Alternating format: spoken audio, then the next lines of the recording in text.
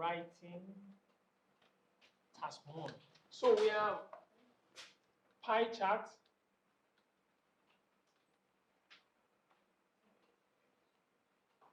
we have the bar, we have the table, we have table and a chart combined sometimes. We have processing, we have graph, then we have comparison of sites. Let me just put it that way. Comparison of sites. The first one says pie chart, bar chart, table, a table combined with chart. We have processing, we have graph. Now, this, and this share the same structure. 1, 2. Okay, let me just group them together so that you'll be confused. So let me remove processing.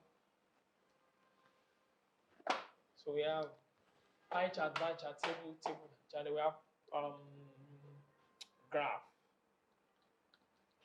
Okay, so 1, 2, 3, 4, 5 share the same structure. And the question is, what is their structure?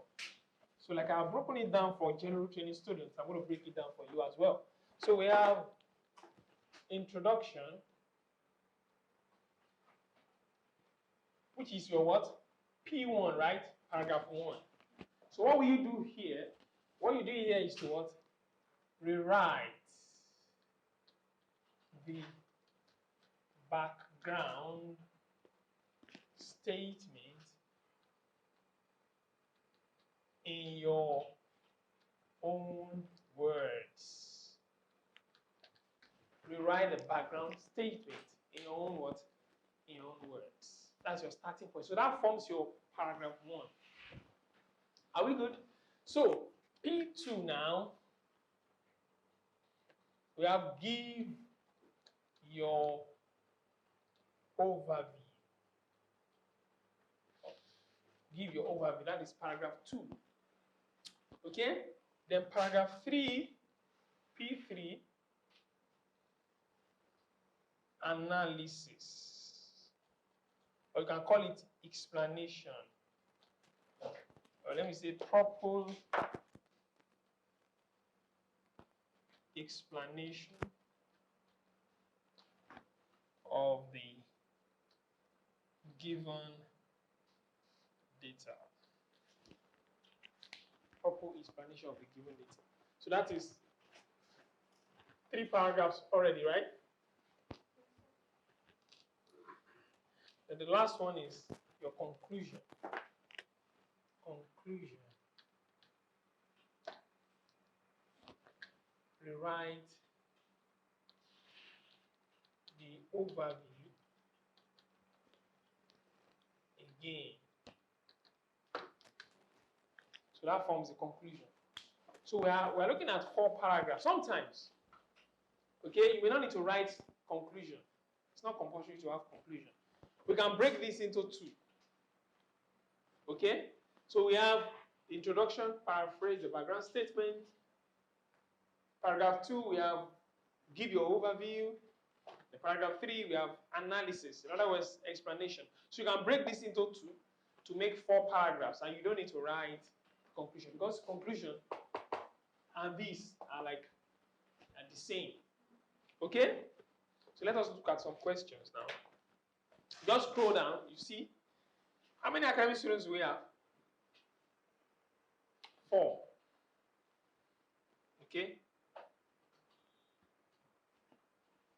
So let's look at the first one that I have here. We have the graph below gives information about changes in birth, okay, and death rates in New Zealand between 1901 and 2101, right? Okay, so we have, this question is usually constant. They don't change it.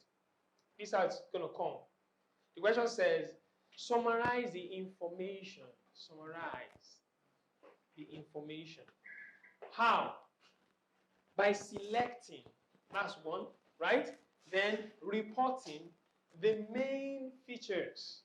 So it means that we may have some irrelevant features there as well. Okay, the main features, and make comparison where what? Relevant. So we have write at least 150 words. Okay? So we have a birth rate and a death rate, right? And with the chart. Please look at that chart. So this is the model answer. Don't forget, the starting point is what? Rewrite the background statement in your own words. The question is, what is a background statement? A background statement is the information that comes before the actual question. Okay? So we have the background statement. So what do? You rewrite the background statement in your what? In your own words. So here we have, the graph shows changes in birth and death rates in New Zealand since 1901, and forecast trends until what? 2101. That's the background statement paraphrase. I hope you have the. Are you academic students? I hope you are following. You are following what I'm saying. Please do. Okay. So that is the background statement paraphrase. Okay. So the next thing that we have here is overall. Now the overview. I said give your what? Your overview. The question is, how do we identify overview? That's like break it down for us. I said overview. You said overall. Overview, just the major information. Okay. Let me use other words. What the major features that are easily noticed? Yes. Do you get it? Or the most striking features? That's it. That's your overall. Do you get it? Sometimes, let me say this. Sometimes, okay, let me write it.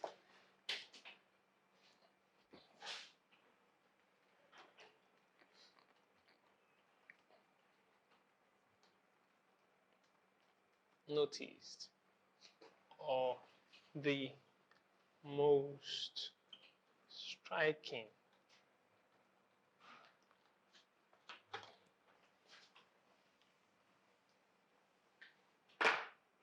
features.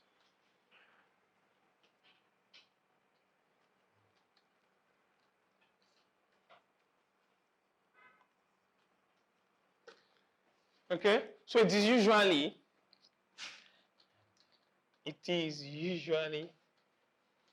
look at the word usually. It does not mean that it's always so. That's what I mean. Usually the highest and lowest numbers. Okay? It's usually the highest and the lowest number. It does not mean that it is always like that. So let's read what we have here. We have overall, opposing trends means that, like this one now, they are not referring to numbers. Are they referring to number? No, because it has nothing to do with highest and lowest number. What can easily be noticed is that trends mean we have the death rate will probably overtake the birth rate. Are you there? In around 2041. If we check that, what is it called? The chart. That's what you're going to see there. You can see it here. This is a death rate. This is a birth rate falling, right? Aha. So 2041, and the large gap between the two levels will be reversed in the what? In the latter part of the century. Okay? So the next one is analysis now. Analysis.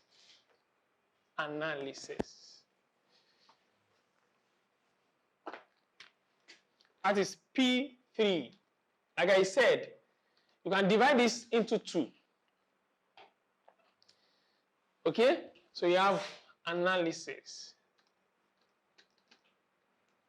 So what do you do in your analysis? You select, report, and compare using the given data. You know, for general training students, they have 3 questions to answer, right? But that does not mean that they will write 3 paragraphs.